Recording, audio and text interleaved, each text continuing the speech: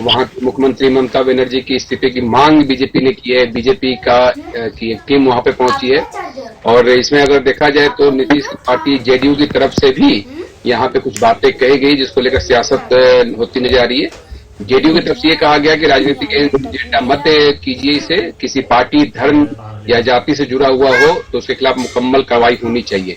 वहीं supreme court ने भी इस मसले पर स्वतः संज्ञान लेने की बात कही है और रेपिस्ट को सजा देने की बात लगातार कही जा रही है। कोलकाता गैंगरेप के जो मुख्य आरोपी है मनोजीत मिश्रा, उनका पॉलिटिकल कनेक्शन और साथ ही उनकी पुरानी फेसबुक जो पोस्ट है वो भी वायरल हो रही है। पुराने गैंगरेप में उन्होंने फांसी दिए जाने की मांग वहां पे उन्होंने की थी और इस बीच में कल्याण बनर्जी का भी बयान जो काफी चर्चाओं में है कि महुआ ने शादी करके एक परिवार को अब मुझे महिला विरोधी कह रही है कोलकाता रेप पर बयान से। शायद किसी को पुराने जमाने का वहां पे जो स्थिति है उभर के सामने आई है। तो बहरहाल इसी मुद्दे पर चर्चा करेंगे और हमारे साथ में एक पूरा पैनल मौजूद है। मैं परिचय करा दूं, हमारे साथ में अंकुर गुप्ता जी है बीजेपी से, मोहम्मद समी उल्लाह खान है जनसुराज से, साथ ही मोहम्मद इम्तियाज नूरानी जी है कांग्रेस से और हमारे ब्यूरो अबू बकर सिद्दीकी। आप सभी का स्वागत करना चाहूंगा और सबसे पहले अंकुर जी के पास चलना चाहूंगा। अंकुर जी, काफी संवेदनशील ये मसला है और अक्सर इस तरह की जब घटना होती है तो पूरा देश विचलित होता है। यहाँ पे मार्च पास्ट किया जाता है, विरोध प्रदर्शन किया जाता है, कठोर से कठोर कार्रवाई की बात की जाती है, लेकिन इस तरह की पुनरावृत्ति नहीं रुकती है। इसके पीछे की वजह क्या मानते हो? इसमें जो सियासी बयानबाजी निकल के सामने आती है वो भी कहीं ना कहीं काफी उस पर काफी सवाल उठता नजर आता है, सियासी बयानबाजी। अंकुर जी।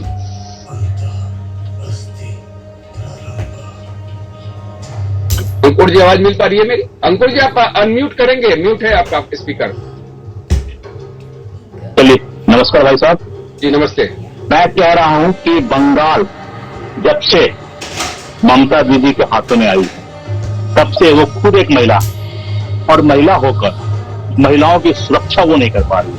2011 में वो मुख्यमंत्री बनी थी और अभी तक के आंकड़े अगर मैं 10 बड़े बड़े आंकड़े गिना दूं तो सिर्फ महिलाओं के साथ ही गैंग रेप हुई है, सामूहिक रेप हुई और उनकी हत्याएं हुई है। अभी पिछड़ा एक मामला था जो मेडिकल कॉलेज की स्टूडेंट थी, उसके साथ ये सामूहिक बलात्कार हुआ था। वो मामला अभी ठंडा ही नहीं पड़ा और ऐसी कोई कार्रवाई नहीं हुई कि जिसको देखकर दूसरे इस घटना को अंजाम देने वाले की रूहें कांप जाए। और आज फिर देखिए कि फिर आज एक हमारी बहन के साथ जो कानून व्यवस्था की पढ़ाई कर रही थी, वो जो लॉ की शिक्षा कर रही थी, उसके साथ शाम को संध्या में 7:30 बजे से लेकर 10 बजे तक उसको रूम में बंद कर दिया गया, उसके साथ बलात्कार किया गया, उसको धमकाया गया। ये कैसा सरकार है? ये कैसी शासन है? सिर्फ और सिर्फ, और वो भी करने वाला कौन? टीएमसी का छात्रशील नेता है। तो ये एक बढ़ावा हमेशा से ममता बनर्जी ने जो गुंडे पाल रखे हैं, जो बाहरी मुल्क के लोगों को अपने बंगाल के रास्ते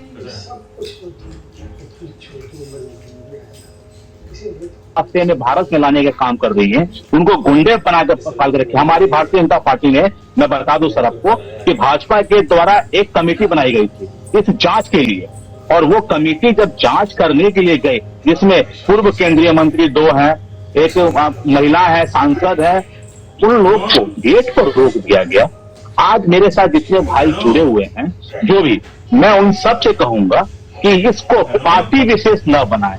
वो बहन है, हमारी है, आपकी है, सबकी है। उसके साथ जो घटना घटी है उसके लिए आज हम लोग डिबेट करेंगे, उसको इंसाफ दिलाने के लिए हम लोग डिबेट करेंगे, और ममता बनर्जी के जो कारनात हैं उसको आज हम लोग पर्दाफाश करेंगे कि वो गुंडों का गैंग बनाकर बंगाल में अपना शासन चला रही है। जिसने खुद विवाह नहीं किया वो दूसरी महिलाओं का क्या सम्मान करेगी?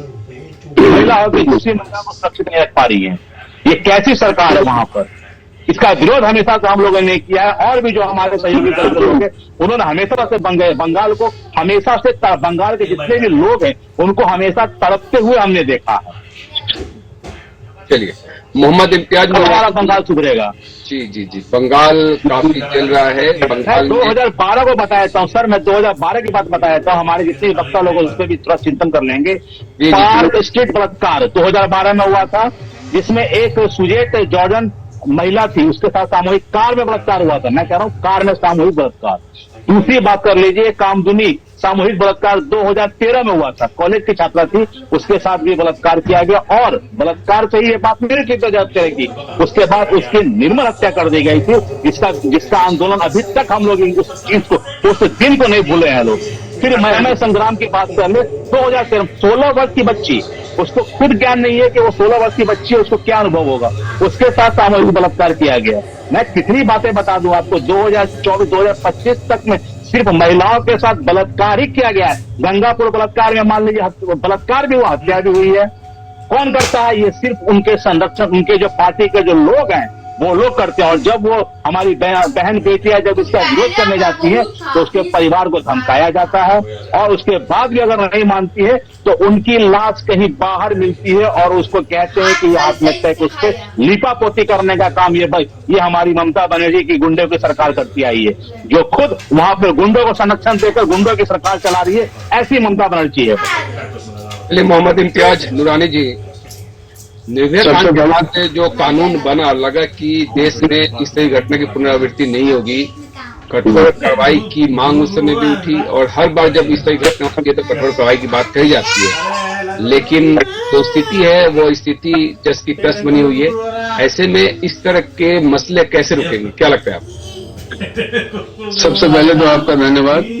और बंगाल की जो घटना है, मैं सबसे पहले तो मैं इस घटना की पुरजोर निंदा करता हूँ। ये घटना समाज के लिए, देश के लिए बहुत अच्छी घटना नहीं है, लेकिन एक बहुत बड़ी सच्चाई है, उसको आप गौर से समझिए कि बंगाल में सिर्फ इनको नजर आता है घटना या रेप की बातें।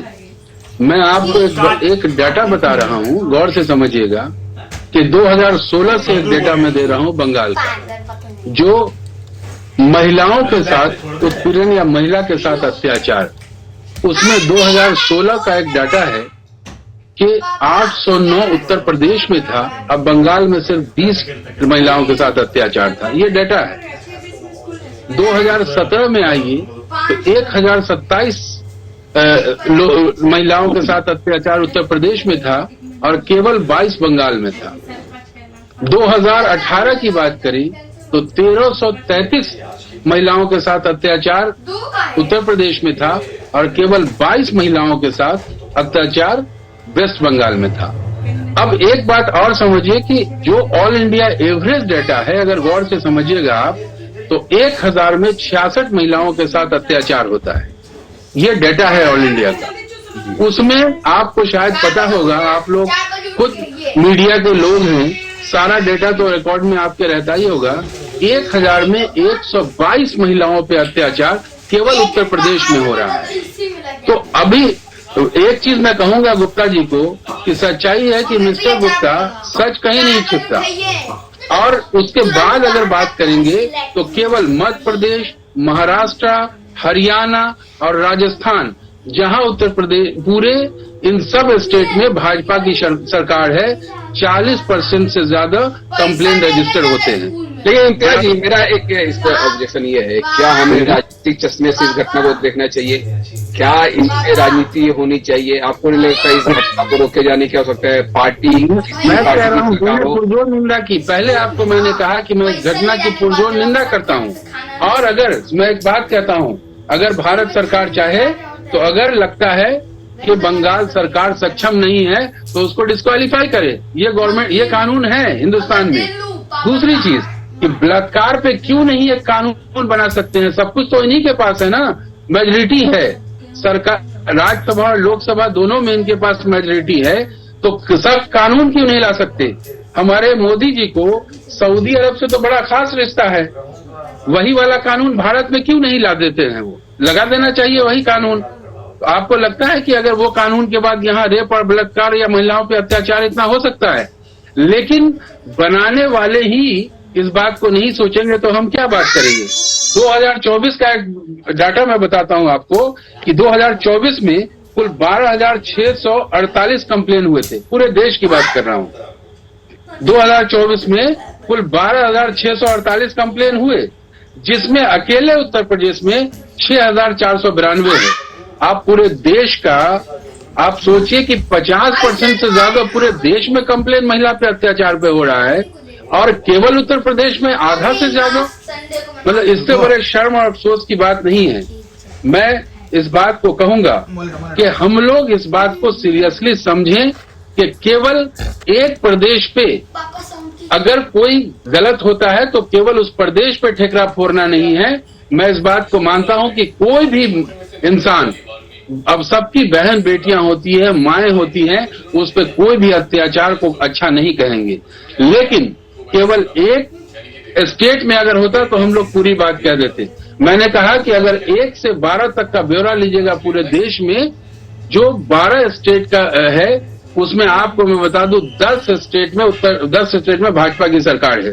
चलिए मोहम्मद इम्तियाज जी, ऐसा होता है कि जब किसी प्रदेश की सीएम महिला हो तो एक संवेदनशीलता प्रतीत और झलकती है कि चलिए वो महिलाओं को लेकर संवेदनशीलता आएगी, और ये लोग उम्मीद भी करते हैं, क्योंकि अक्सर ऐसा कहा जाता है कि आधी आबादी को सशक्त करना है तो आधी आबादी को आपको रिप्रेजेंटेटिव पदों पर लाना पड़ेगा, आधी आबादी सशक्त हो पाएंगी। बहरहाल आधी आबादी को लेकर जो स्थिति है देश में, किस तरह की राजनीति होती है और किस तरह से क्या है, सबके सामने। मैं जनसुराज पार्टी के समीउल्लाह खान साहब के पास आना चाहूंगा। खान साहब, क्योंकि जनसुराज अभी बिहार में बड़े स्तर पर कैंपेनिंग कर रही है और जिस तरह से इस मुद्दे पर भी चर्चा हो ही रही है, क्योंकि लॉ एंड ऑर्डर का मामला है, इसको लेकर जनसुराज पार्टी का क्या अपना मत है? देखिए, अब तमाम लोगों का बहुत बहुत शुक्रिया डिबेट में। और जिस घटना की बात आप बता रहे हैं, ये घटना कोई कहीं से भी अच्छी नहीं है और ये इंसानियत भी नहीं कहती कि ये घटना कहीं से भी अच्छी है। मैं इसका पुरजोर निंदा करता हूं, उसमें कोई शक नहीं। लेकिन अभी हमारे अंकुर भाई बता रहे थे और किसी एक स्टेट पे ठिकरा फोड़ रहे थे। मैं कहता हूं कि आपकी सरकार है, आप मेजोरिटी में है, आप पूरे हिंदुस्तान में आपकी सरकार बड़े सक्षम तरीके से है। आप जैसा चाहते हैं वैसा ही करते हैं, जैसी कानून मर्जी होती है वैसे कानून ले आते हैं।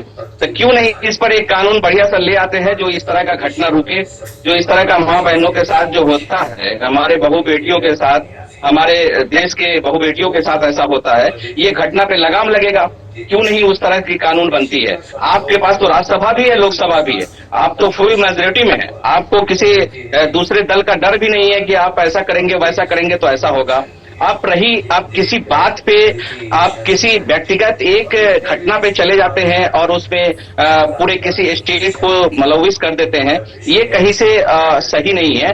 और मैं कहता हूं कि वैसा घटना करने वाला जो भी व्यक्ति है उसको सरेआम फांसी देनी चाहिए, ऐसी कानून बननी चाहिए कि आइंदा ऐसा नहीं हो। और उस स्टेट बंगाल में भी जो घटना हुई है उस पर भी कड़ा उसको पनिशमेंट और कड़ी सजा मिलनी चाहिए और अविलंब मिलनी चाहिए। ये मैं ममता बनर्जी से भी रिक्वेस्ट करता हूं आपके माध्यम से कि वैसे लोगों को सजा मिलनी चाहिए, चाहे वो बंगाल का हो कि बिहार का हो कि यूपी का हो कि दिल्ली का हो या अदर किसी भी स्टेट का हो। मुझे उससे कुछ लेना देना नहीं, वो जिस जाति का भी हो उससे भी कोई बहस नहीं, जिस पार्टी का भी हो उससे भी मुझे बहस नहीं। मेरा कहना है कि इंसानियत के तौर पे इंसान का जो तकाजा वो होनी चाहिए इंसान के साथ। अभी इम्तियाज नूरानी भाई ने एक बात डाटा के हिसाब से कहा, अगर गौर करेंगे तो आपको अभी बहुत सारे स्टेटों का ऐसा डाटा मिलेगा। आप तो एटेंडम अभी एक डिबेट का रखा है और उतनी देर में सारी चीज को आप चाहेंगे एनालिसिस करना तो वक्त तो थोड़ा देना पड़ेगा। लेकिन सही पूछिए तो हमारे अभी हिंदुस्तान सही स्थिति में नहीं है। हिंदुस्तान हमारी बिल्कुल डिक्टेटरशिप पे चल रही है और जो मर्जी हो सो करे, वैसी स्थिति में देश हमारी चल रही है। ऐसा कभी भी देश में नहीं होनी चाहिए। देश में कानून व्यवस्था, देश में संविधान की व्यवस्था, ये व्यवस्था होनी चाहिए। ये हमारी जनसुराज अभी कर रही है बिहार स्टेट में। इंशाल्लाह अगर आगे भी चलता रहेगा अदर स्टेट में भी। और हम लोग बंगाल की बात कर रहे हैं तो जनसुराज बंगाल में काफी बड़े पैमाने पर और निचले स्तर से काम किया है बंगाल में। अब बंगाल की स्थिति को जानते हैं, मैं सही बता दूं आपको, ममता बनर्जी अच्छी शासक है और अच्छे से शासक चला रही है बंगाल में, नो डाउट। उस पर वो चाहे जिस पार्टी की भी वो मुख्यमंत्री हो, उससे मुझे बहस नहीं, टीएमसी की है, लेकिन मुझे कोई बहस नहीं। लेकिन जो सच्चाई है ये सही है कि ममता बनर्जी अच्छे से अपने स्टेट को चला रही है, उसी तरीके से अदर स्टेट को भी चलनी चाहिए। हमारे बिहार में डबल इंजन की सरकार है, यहाँ क्या घटना हो रही है, क्या छुपा हुआ है? क्या पटना से लेकर के दरभंगा तक में कोई छुपी है घटना? क्या इस पे कार्रवाई हुई? क्या हुई?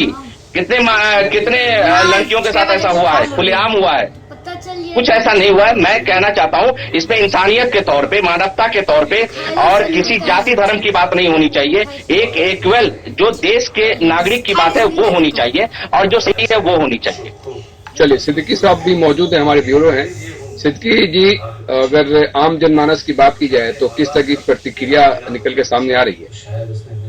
देखिए, सबसे पहले तो साधना न्यूज के दर्शकों को और हमारे जो गेस्ट हैं अंकुर गुप्ता जी बीजेपी से, शमीम अहमद है जन स्वराज से, इम्तियाज अहमद नूरानी साहब हैं जो कांग्रेस पार्टी के नेता हैं, इनका भी मैं बहुत बहुत स्वागत करता हूं। देखिए, जिस तरह से बातें आ रही हैं तो जनता का जो व्यू है वो ये पता चल रहा है। खास के ये सबसे पहले जो घटना हुई इसकी जितनी भी निंदा की जाए बहुत ही दर्दनाक और बहुत ही दिल दहला देने वाली ये घटना है। किसी की भी बेटी है, समाज की बेटी है, बल्कि पूरे हिंदुस्तान की बेटी है, तो उस तरह की घटना न हो उसके लिए ऐसा कानून बनाया जाए। क्योंकि जो जनता, जो आम जन है, वो उनका ये कहना है कि इस तरह का ठोस कानून लाया जाए, ऐसी व्यवस्था हो अपने भारत में कि कोई भी इस तरह की जुर्रत न कर सके, इस तरह की हिम्मत नहीं करे कि इस तरह की घटना हो कहीं भी, किसी राज्य में या किसी भी प्रदेश में इस तरह की घटना नहीं। इसके लिए सारे लोग जो भी पार्टी से हटकर लोग हैं, खासकर जैसे कि इम्तियाज नूरानी साहब जो है वो बताए हैं कि जिस तरह से, क्योंकि मेजोरिटी में है पार्टी, स्वाभाविक है ना, बीजेपी है, मेजोरिटी में है, उनके सांसद है, उनके सब हैं, तो उन्हें चाहिए कि इस तरह की एक कानून हो, ठोस कानून लाया जाए सभी पूरे देश में कि इस तरह की घटना और अपराध जैसे इस तरह के इस पर लगाम लगाया जा सके। देखिए, अब घटना कोई कह के नहीं आती है, लेकिन क्या है, जब कानून ठोस होगा, एकदम कानून कड़ा होगा पूरे देश में, तो उसका कहीं न कहीं पालन जरूर होगा, लोग डरेंगे। इस तरह की जो घटना आए दिन सुनने को मिल जा रही है, चाहे उत्तर प्रदेश हो या बंगाल की बात कह रहे हैं, ये हाल की बात, इस तरह से कई ऐसे राज्य हैं जहां मिल जाएंगे। ऐसी बात नहीं कि वो बंगाल ही में हो रही, बिहार में भी हो रही, अन्य राज्य में भी अगर आप ढूंढेंगे तो जरूर मिल जाएगा। एक आंकड़ा देख लीजिए कि 2 महीने में कहाँ कहाँ क्या हुआ, किस राज्य में, बिहार में ज्यादा हुआ या यूपी में ज्यादा हुआ या बंगाल में ज्यादा हुआ, आंकड़ा उतार कर देख सकते हैं कि कहाँ किस तरह की घटना हुई है। लोगों का कहना बिल्कुल सही है कि एक ठोस कानून लाया जाए जिससे समाज में ठोस कानून होनी चाहिए, लेकिन ठोस कानून है भी।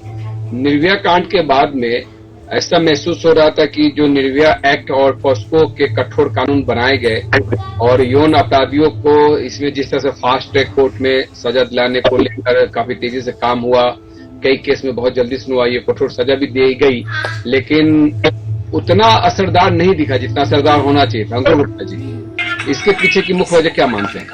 सर मैं बता दूं 1 मिनट बता दूं। मैं फास्ट ट्रैक को खत्म कर दिया गया है, फास्ट ट्रैक कानून खत्म हो गई है, जो फास्ट ट्रैक कोर्ट लाई गई थी। कानून ये तो कोर्ट होता है, कानून तो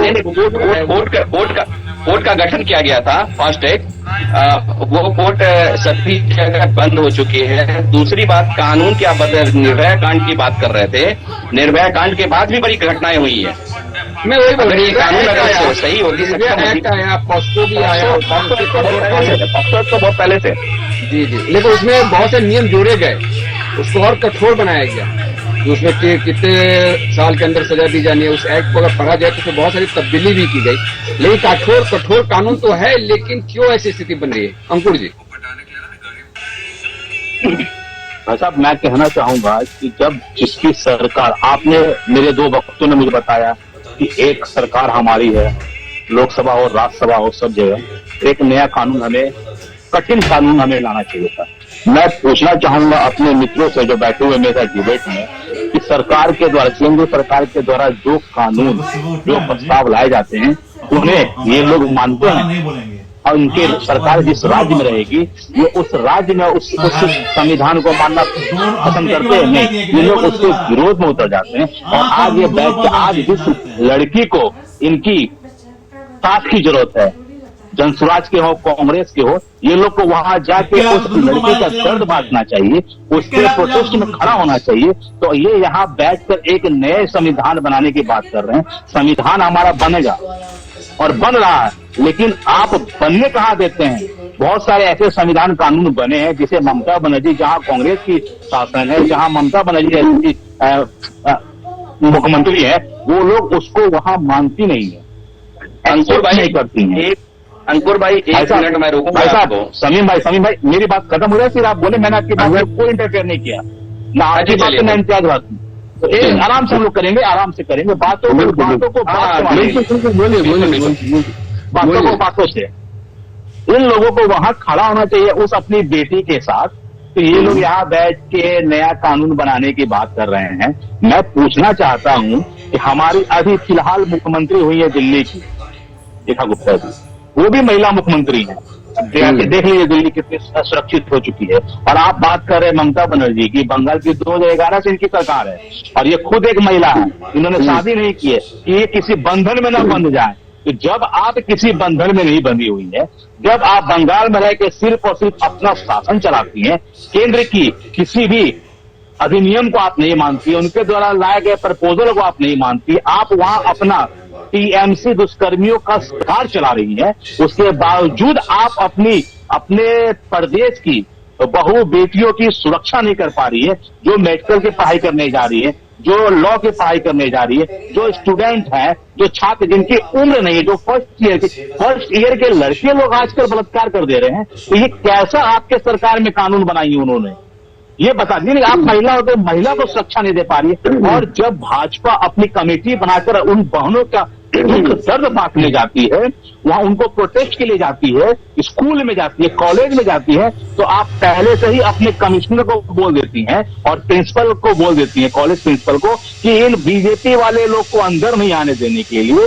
ये क्या आपके अंदर में आत्मशीलता होती? अगर आपको इस बात का दुख होता, आपको इस बात का तकलीफ होता ममता बनर्जी जी को कि उनके प्रदेश में जो लड़की पढ़ाई कर रही है उस बेटी के साथ बलात्कार हुआ है, तो लोग आके अपनी बातों को रखिए, उनको समझना दे, और वो उनको विरोध में उनको गेट के अंदर नहीं घुसने दे रही है।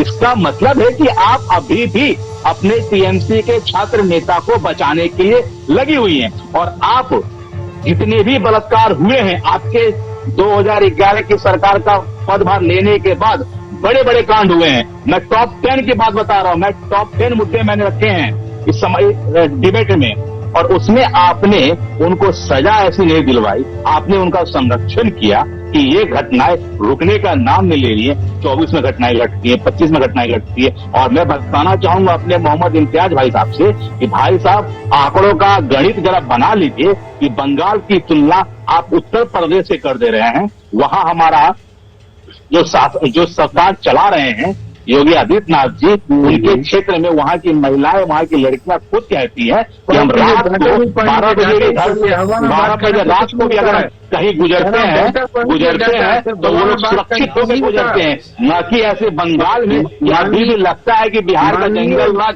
वहां पर महिलाएं पढ़ने लिखने में। चलिए देख लीजिए भाई साहब, इनकी बातों को मैंने सुना, ये लोग सच नहीं सुनता गुप्ता जी,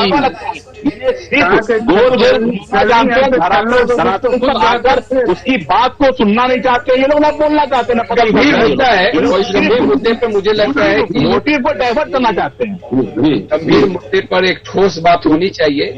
देखिए, कोई भी स्टेट हो, कोई भी जगह ऐसी घटना हो, उसकी घोर निंदा होनी चाहिए। मोहम्मद इम्तियाज जी ने तो इसकी निंदा भी की, लेकिन सभी को एक मत के साथ में ऐसे ठोस कानून की पैरवी तो निश्चित तौर पर करना चाहिए कि रूह कांप जाए।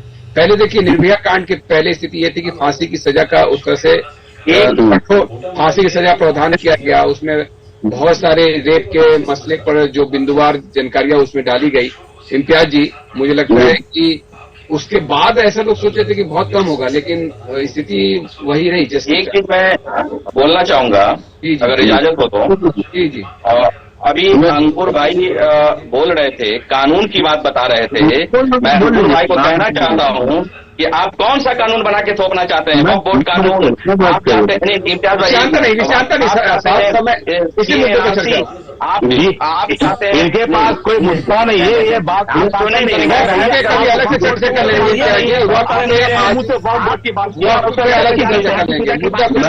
शादीशुदा आपके सरकार में कौन कौन लोग, कौन जिसे गुजारिश है चर्चा करना है तो इसी पैनल को बिठा लेंगे, वक्त पे कहीं अलग से चर्चा कर लेंगे। मुद्दे जी, आपने सवाल किया मुझसे, मैं बोला कि विषय वस्तु पे चर्चा हो, ना कि हम इधर उधर भटके।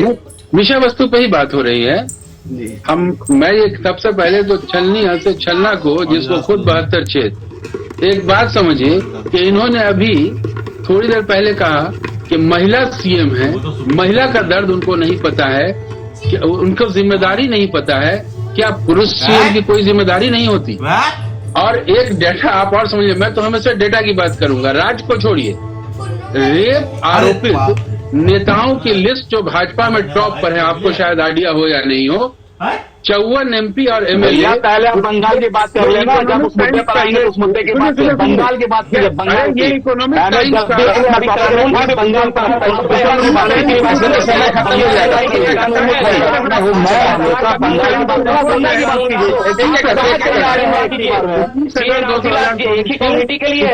टाइम्स की रिपोर्ट है कि 54 MP MLA आपके रेप में आरोपित है खुद, और भाजपा ऐसे नेताओं को टिकट खुलेआम बांटती है। आप इसको क्यों नहीं समझते हैं? आप लोग से कांग्रेस के नेता लोग क्या कर रहे थे? दूध दही खा रहे थे क्या? 70 साल से तो आप बात करते हैं बंगाल के शासन में आपके कांग्रेस के जो आला अधिकारी जो लोग थे, उन लोगों ने क्या किया? जरा उसका राज्य को बहुत अच्छा करके पूरे भारत में बहुत डांटना करते हैं जरा कांग्रेस के देश और एक तरफ उत्तर प्रदेश। ये कहाँ का कानून है भाई साहब? इसलिए देखिए, आप बोल रहे थे तो मैं नहीं बोल रहा था। अगर आपको सुनने की कैपेसिटी नहीं है तो हम लोग डिबेट से बाहर हो जाएं, लेकिन अगर सुनिएगा, केवल एक स्टेट में केवल एक महिला मुख्यमंत्री पे सब कुछ जिम्मेदारी देना, शादी नहीं की है ये क्या? शादी की है क्या? पे चले जाएंगे क्या? अरे किसने शादी किया, किसने नहीं किया, आप उस पे ना जाए। बताइए, मुद्दा काफी गंभीर है, संवेदनशील मुद्दा है, और आप मैं वही क्या बताऊं, किसने नहीं किया। कोई इंसान चाहे किसी पार्टी में हो, किसी दल में हो, किसी भी गलत चीजों को जो एक्सेप्ट करता है वो गलत है। मैं बात ये कह रहा हूं कि इनके नेता कुलदीप सिंह सेंगर से याद है आपको किस तरीके से उत्तर प्रदेश में? चलिए, समय हो चला है, 7 बज चुका है, मुझे अब की बात करना पड़ेगा। आपसे समय निकल गया, और बहरहाल गांधी जी मुझे एक सवाल का जवाब चाहिए इन लोगों से। एक सवाल का जवाब अगले सेशन में सवाल जवाब कर लेंगे। इस मुद्दे पर चर्चा करने का आपसे बहुत धन्यवाद करना चाहूंगा। माँ, माटी और मानुष का सिद्दीकी साहब बड़ा बहुत धन्यवाद। ठीक है, धन्यवाद, थैंक यू। रेस्ट करें। रेस्ट करने बोला क्या? हो गया ना खत्म? वहाँ की मुख्यमंत्री ममता बनर्जी की इस्तीफे की मांग बीजेपी ने की है। बीजेपी की एक टीम वहाँ पे पहुंची है, और इसमें अगर देखा जाए तो नीतीश की पार्टी जेडीयू की तरफ से भी यहाँ पे कुछ बातें कही गई, जिसको लेकर सियासत होती नजर आ रही है। जेडीयू की तरफ से ये कहा गया कि राजनीतिक एजेंडा मत कीजिए, इसे किसी पार्टी, धर्म या जाति से जुड़ा हुआ हो तो उसके खिलाफ मुकम्मल कार्रवाई होनी चाहिए। वहीं सुप्रीम कोर्ट ने भी इस मसले पर स्वतः संज्ञान लेने की बात कही है, और रेपिस्ट को सजा देने की बात लगातार कही जा रही है। कोलकाता गैंगरेप के जो मुख्य आरोपी है मनोजीत मिश्रा, उनका पॉलिटिकल कनेक्शन, और साथ ही उनकी पुरानी फेसबुक जो पोस्ट है वो भी वायरल हो रही है। पुराने गैंगरेप में उन्होंने फांसी दिए जाने की मांग वहां पे उन्होंने की थी, और इस बीच में कल्याण बनर्जी का भी बयान जो काफी चर्चाओं में है कि महुआ ने शादी करके एक परिवार, तो आप मुझे महिला विरोधी कह रही है। कोलकाता रेप पर बयान से वहां पे जो स्थिति है उभर के सामने आई है। तो बहरहाल इसी मुद्दे पर चर्चा करेंगे, और हमारे साथ में एक पूरा पैनल मौजूद है। मैं परिचय करा दूं, हमारे साथ में अंकुर गुप्ता जी है बीजेपी से, मोहम्मद समी